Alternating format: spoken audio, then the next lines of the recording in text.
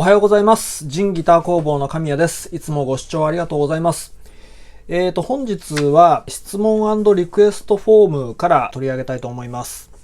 ちょうど前回のフレットを打つときに接着剤は使うか使わないか編集作業のですね、ちょうど途中でこの質問をいただいたので、ちょっと絡めようかなとも思ったんですけれど、別でお答えしたいと思います。まず一つ目、プレックの話題が出たので関連して質問させていただきます。プレックを使ったフレットすり合わせの前に浮いているフレットを瞬間接着剤で接着している動画を見ました。また、もう一つの動画では、プレックの作業を依頼したら工房がフレット浮きの再接着という作業を有料でしてくれたと話していました。プレックを使ったフレットすり合わせの前にフレットの浮きを接着するという作業は一般的に行われているのでしょうか。フレット打ち直しの時に問題になりそうで心配です。こういう質問をいただきました。で、まずフレットの打ち直しの時に問題になりそうで心配です。このことについては前回の動画の通り全く問題ありません。接着剤が使われていると、多少手間はかかりますけれど、問題なくフレットの交換はまたその次にできますね。で、プレックを使ったフレットのすり合わせの前にフレットの浮きを接着するっていう作業は一般的に行われていますかっていうご質問なんですけれど、プレックっていうのはフレットのすり合わせっていう意味ですよね。フレットが浮いている状態、つまり土台から指板面の土台から離れていて不安定な状態っていう時はフレットのすり合わせはしません。浮いてると言ってもそこの浮きをグッと押さえてみて全くびくともしない場合もあるんですね。なのでその場合はしっかり固定されてるってことなので、そこはまず問題ないと思うんですよ。そういう場合は。フレットが浮いていて、手でギュッギュッとかって木片とかで押し込んでみると、フレットがふにゃふにゃふにゃっていう風に上下するような状態。こういう場合には、接着剤を使って、まずこの動きをなんとか止めないと、次の作業であるフレットのすり合わせなり、プレックっていう作業をできないですよね。私の場合はフレット交換をもう最初からおすすめはするんですけれど、この動画、プレックの作業前にフレット置きを接着で直したっていう風なことを書いてありますけれど、リペアマンによりけりだと思います。この辺の考え方に関しては。で、多分この方の考えを推測すると、何箇所かフレットが浮いてる箇所があって、そのフレットをギュッと押し込んだ状態で接着すれば、その状態で動かなくなるっていうのが確かめられたからこそ接着して、で、その後に次の作業である、プレック、つまりフレットのすり合わせっていうことをやったんだと思うんですね。すり合わせっていう話が出たので、補足事項なんですけれど、先ほども言いました通り、フレットが不安定な状態ですり合わせなり、プレックっていう作業を行っても、それは良くないです。っていうのも、土台にしっかりくっついてないっていうことは、フレットがフリーな状態じゃないですか。で、そういうフリーな状態で、いくら一生懸命すり合わせをして、面が揃ったとしても、そこのフレットを押さえると、ふにって沈むことになりますよね。ですから、当然フレットのすり合わせをしたところで意味がないです。フレットが動かないようにしっかり固定するっていう意味合いで接着剤を使うっていうのは、正解かもしれないですね。で、大抵フレットが浮いてる場合っていうのは端っこが浮いてますよね。私の場合は接着剤はこの前使いませんっていうふうに言いましたけれど、あくまで応急処置として、使う時もあります。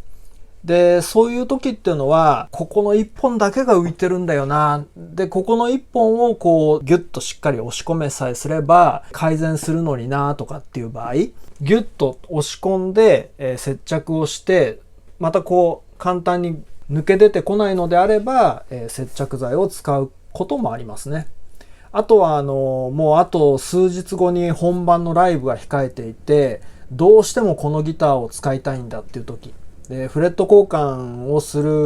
預ける余裕がないっていう時とか、あくまで応急処置としてフレットが抜けないように接着剤を使うことはあります。接着をしてフレットが収まったなと思っても、またすぐビヨーンって抜けてくる場合って結構あるんですよ。指でこうやってグッと押してみて、あとは木片とかで押してみて、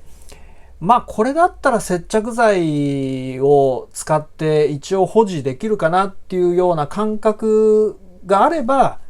そこで使います。で、もう物によってはもう思いっきりグッてやってようやく指板面と密着するなんていう場合は、これはもう接着剤使おうが何しようが絶対浮きは収まらないので、そういう場合はもう最初から諦めますね。で、もう一つ。大体フレット浮きは端っこが多いんですけれど、真ん中の中央部分が浮いてる場合もありますね。で、こういう場合は端っこに比べれば割とギュッと押し込んで接着剤で固めれば収まってくれる場合が多いですね。あともう一つすり合わせのことなんですけれど、すり合わせが必要っていうことは、フレットの高さにばらつきがあるってことですね。で、そのばらつきによって、じゃあ何が、不具合が起きるかっていうと、ある特定のポジションを押さえたときに、そこだけ、他よりビビリ音が多く出るとか、そういう場合ですね。フレットの高さのばらつきにはいろいろケースがあるので、ちょっと一概にこうとは言えないんですけれど、仮に12フレットでビビリ音が他より多いんだっていう時は、不具合の原因は12フレットのフレットの高さが周りに比べて低いのか、もしくは13フレットのフレットの高さが高いのか、どっちかですよね。フレットのすり合わせっていうのは、お預かりして何も考えず、じゃあやっちゃえみたいな感じで、ガシガシガシガシ全体を削ればいいっていうもんじゃないんですね。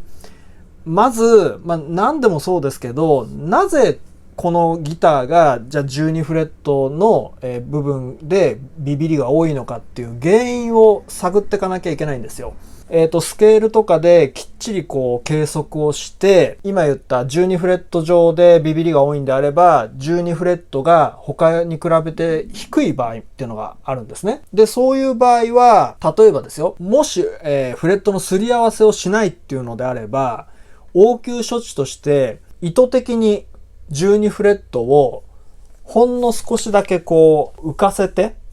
で、他とレベルを取る。この浮いた部分は接着剤を流し込んで、再び沈まないようにちょっと固定させてあげるっていう、そういう応急処置を使うこともあります。で、逆に13フレットが他の周囲と比べて高い場合、そういう場合は、もし13フレットが指板ともう完全に密着していて、これ以上押し込んでも低くならないのであれば、その場合は高い分削ってあげればいいですよね。原因の一つとして、もしかしたら、じゃあ今度13フレットがこういう風に浮いていて、で、他の周囲より高くなってるってこともあるので、そういう場合は、ぐっとフレット溝に押さえ込んで、他の周囲と比べて、その処置でレベルが揃うんであれば、13フレットをじゃあ溝にちゃんと食い込ませましょうという処置が正しくなりますよね。その場合にも、ただ単にこうやってグッと押し付けただけでは、またふにって浮いてくる場合が多いので、応急処置として接着剤をここに流し込んで、で、固めるっていう修理をすることもあります。もちろん今言った方法っていうのは、あくまで応急処置ですよ。いつまたフレットが抜けてくるかわかりませんよっていうふうにお客様に説明した上で、そういうふうな修理をします。で、やっぱり最終的に根本的な解決策としては、フレット交換になりますね。では次、ロトマチックペグの分解方法、またメンテナンスについて教えてください。ロトマチックペグの分解は基本的にできないです。強いて言えば、このようにつまみをですね、外すぐらいですかね。ここの部分っていうのは割と皆さん勘違いされる方が多くてですね、このネジの部分っていうのはペグのつまみを回した時の重さ、軽さ、それを調節するだけなので、いくらここをきつく締めようが、回す時の力がかなり重くなってしまうだけで、全然内部のギアには影響はしません。ですので、この部分っていうのはつまみのトルクを調節するだけです。これだけではなんなので、試しにですね、ちょっと裏蓋を開けてみました。で、この蓋の部分っていうのは、ギュッとこう、プレスされてるだけなので、接着剤とかで止まってるわけでもないですし、開けたい場合は、こういう風にこう、こじ開けるしかないんですよね。このように中身が見えてきましたけれど、一般的な歯車がついていて、基本的にペグの構造っていうのはオープンタイプであろうとクルーソンタイプであろうとこういうロトマチックであろうとギアって一緒なんですよ。中はそのギアをどういう風に止めてるか、クルーソンタイプとかそういうものに関しては背面のそのカバーでギアを固定してるんですね。で、よくあるのはこの背面のカバーが結構やわいというか弱いので、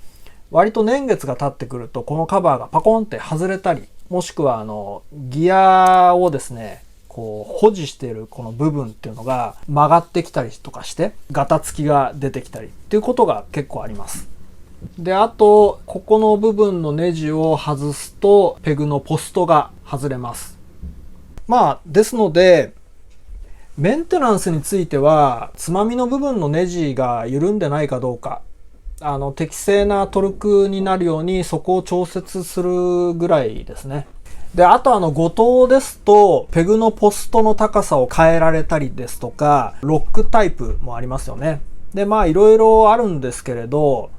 あんまり分解はしない方がいいと思います。細かなワッシャーとかもありますので、もし興味があれば、例えば楽器屋さんのちょっと端っこにジャンク品パーツとして数百円で手に入ると思いますので、自分でこうやって分解して中がどうなってるのかなっていう風に調べてみると面白いかもしれないです。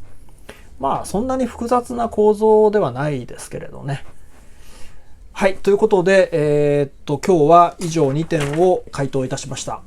よろしければ高評価ボタンとチャンネル登録お願いします。それでは。